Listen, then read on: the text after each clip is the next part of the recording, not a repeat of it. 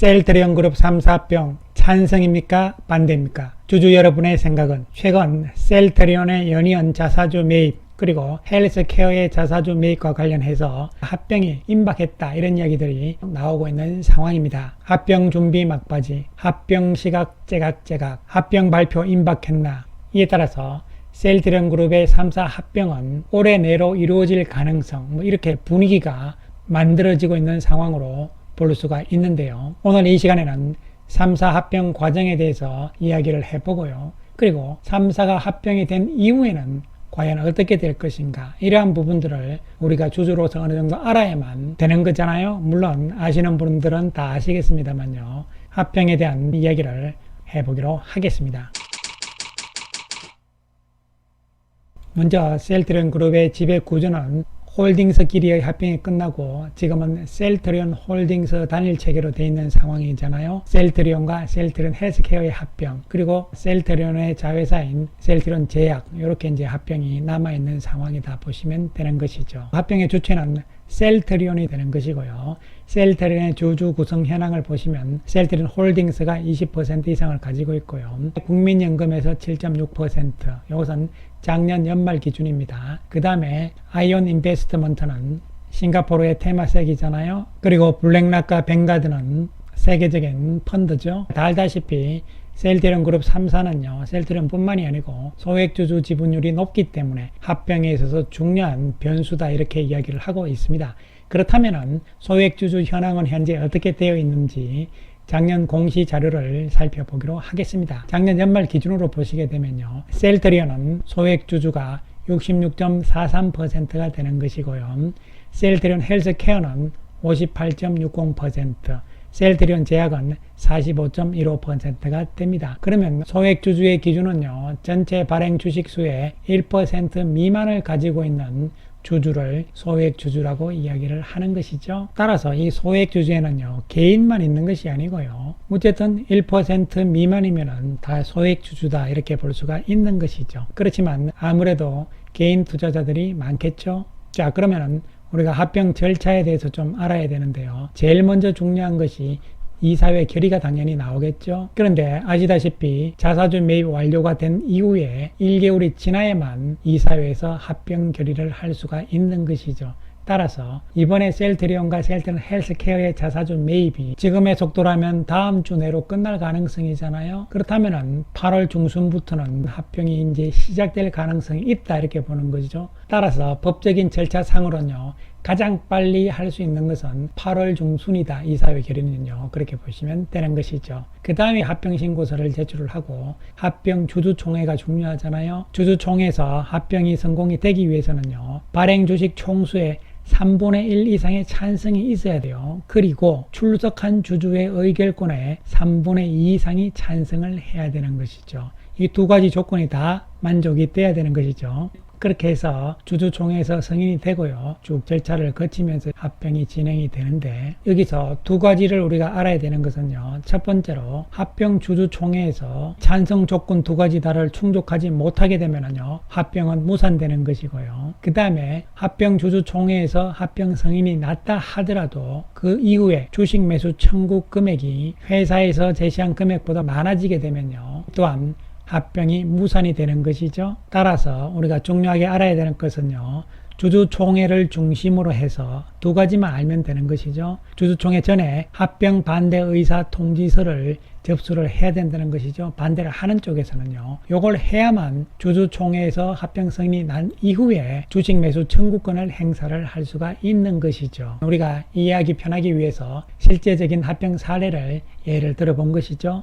자, 그렇다면은 합병 비율을 정해야 되잖아요. 이 합병 비율은 자본시장법 제176조의 5항에 따라서 정해져 있는 것이죠. 그래서 쉽게 말씀드리면요, 이사회 결의를 하잖아요. 합병에 대해서 그 전날로부터 해서 과거 1개월간의 가중산술 평균 종가입니다. 두 번째로는요, 이사회 결의 전날부터 해서 과거로 일주일 동안의 가중산술 평균 종가고요. 그 다음에 이사회 결의일 바로 전날의 종가, 요 세 개를 합치는 것이죠. 그리고 나누기 3을 합니다. 그러면 이제 합병 가액이 나오잖아요. 이 합병 가액은 회사별로 다 나오잖아요. 3개 회사가 합병 가액이 다 나옵니다. 그러면은 셀트리온을 1로 두고 그 금액에 따라서 비율을 정하면 되는 것이죠. 여기서 가중산술 평균 종가라는 것은요, 일주일 동안에 매일매일의 주가 곱하기 거래량을 합니다. 그렇게 해서 일주일치를 다 더하는 것이죠. 그런 다음에 일주일 동안의 전체 거래량을 다시 나누는 것이죠. 그렇게 하면은 가중산술 평균 종가가 나오는데,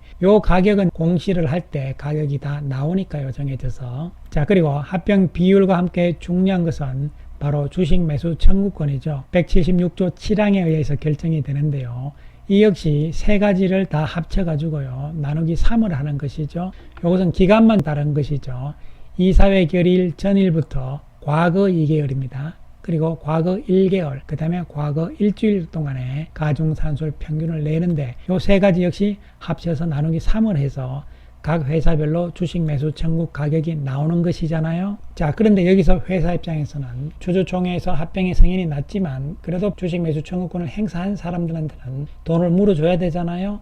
그 부분 때문에 합병 이전에 주가를 올리지 않는다, 이런 이야기들이 나오는 것인데요. 그 부분은 어느 정도 일리가 좀 있는 것이잖아요. 그런데 한편으로는 합병 이전에 너무 주가가 낮기 때문에 주총에서 합병 반대가 더 많아지면서 무산될 가능성도 있는 것이거든요. 그렇게 되기 때문에요, 어느 정도 적정 주가는 유지가 돼야 되는 것이 필요한 것이죠. 그리고 이 주식 매수 청구권이라는 것이 좀 청구하는 것이 까다롭습니다, 여러분. 주식 매수 청구권 행사의 요건을 보시면요, 상법으로 정해져 있는데요. 합병에 관한 이사회 결의에 반대하는 주주는, 즉 합병을 반대하면요, 주주총회 결의일 전까지, 주총 전까지 서면으로 반대하는 의사를 통지를 해야 됩니다. 그렇지 않으면은 주식 매수 청구권 행사를 하지 못하는 것이죠. 통지를 한 이후에 주총에서 이제 합병이 결의가 됐잖아요. 그러면 이제 주총 이후에 20일 이내에 주식의 종류와 수를 기재한 서면으로 매수를 청구할 수 있다, 이렇게 되는 것이죠. 자, 이런 법적인 요건이 있는 가운데서 실제적으로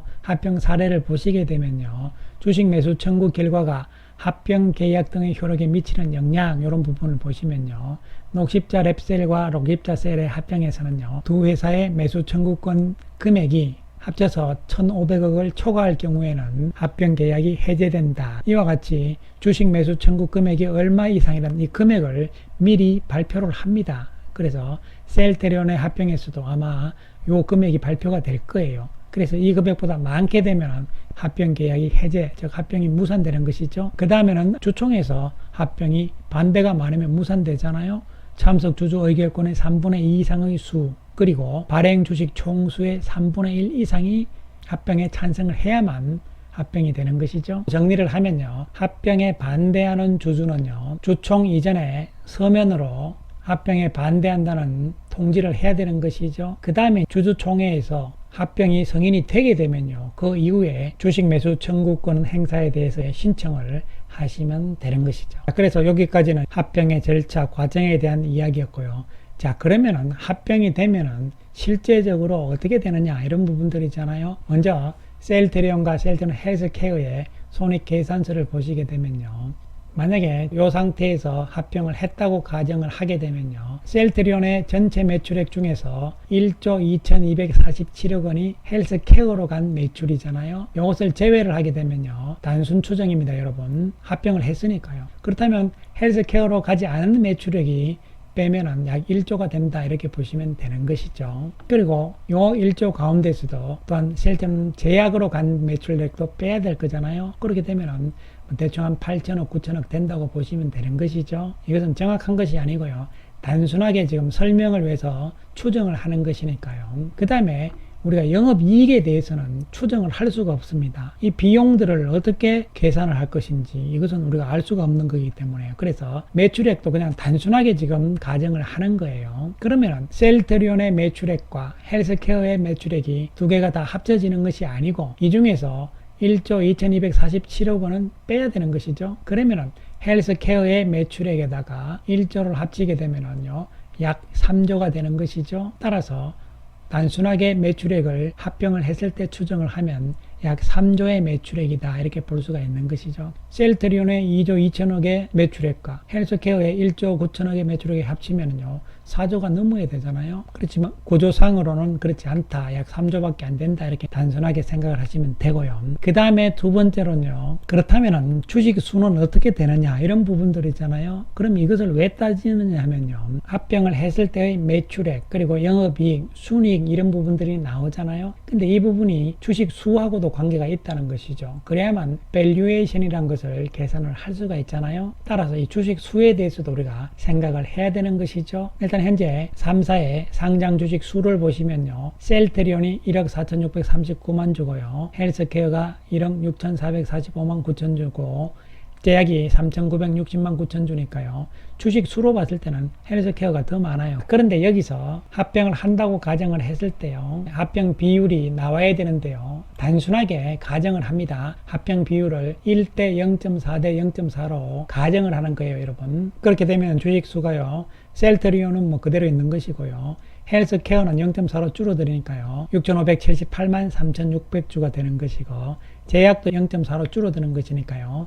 1,584만 3,600주가 되잖아요. 그러면 합병을 하게 되면요. 요 세 개를 합치면 되는 것이죠. 그래서 합병 주식 수는 2억 2,801만 7,200주가 되는 것이죠. 그럼 이것은 합병 이전의 주식수에 비해서 8,162만 7,200주가 늘어난 것이잖아요. 그것은 55.76%의 주식이 늘어났다고 볼 수가 있는 것이죠. 이 부분도 여러분 합병 비율을 우리가 단순하게 그냥 추정, 가정한 것이니까요. 오해 없으시기 바라고요. 앞에서 우리가 단순하게 매출액을 추정을 했을 때는요. 두 회사를 합치면은 4조대가 나오는 것이 아니고 3조 정도 나온다고 봤잖아요. 그리고 여기에다가 주식 수는 55% 정도 증가한다. 결론적으로 매출액이 약 1.5배 정도 증가를 했고 그리고 주식 수가 역시 50% 정도 증가를 했으니까 합병을 하게 되면요.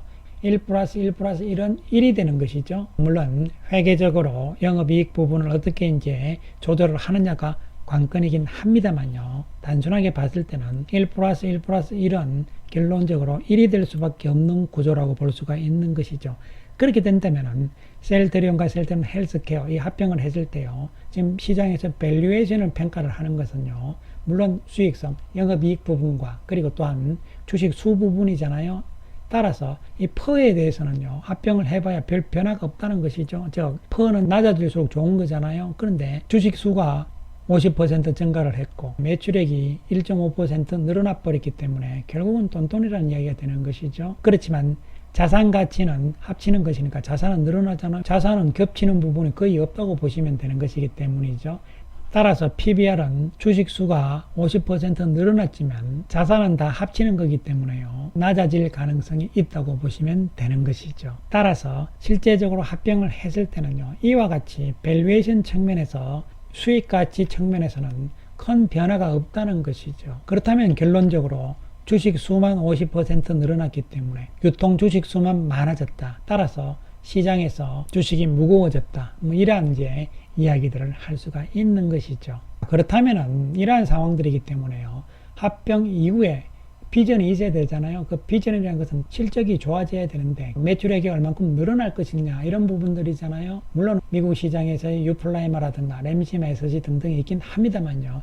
어쨌든 간에 연간으로 봤을 때 시장의 컨센서스는 좋아요. 좋은 상태지만 이 매출액이 합병을 하게 되면요. 셀트리온의 매출액에서 절반 이상은 없다고 봐야 되는 것이죠. 그런 측면이기 때문에 매출액과 영업이익이 크게 증가를 해야 되는 부분들이죠. 따라서 합병 이전에 주가가 오를 것이냐 내릴 것이냐 합병 이후에는 주가가 오를 것이냐 내릴 것이냐 아무도 모릅니다. 하지만 합병 이후에 장점과 단점이 어떤 것이 있다는 부분 그리고 어떠한 상황으로 회사가 가게 된다면 합병 이후에 주가가 또 좋은 쪽으로 갈 수 있을 것인가 이러한 부분에 대해서는 우리가 미리미리 한번 생각을 해볼 필요성이 있는 것이죠. 합병에 대한 찬반 여부는 오로지 여러분들의 판단이고 여러분들의 몫이라고 보시면 되는 것이죠. 감사합니다.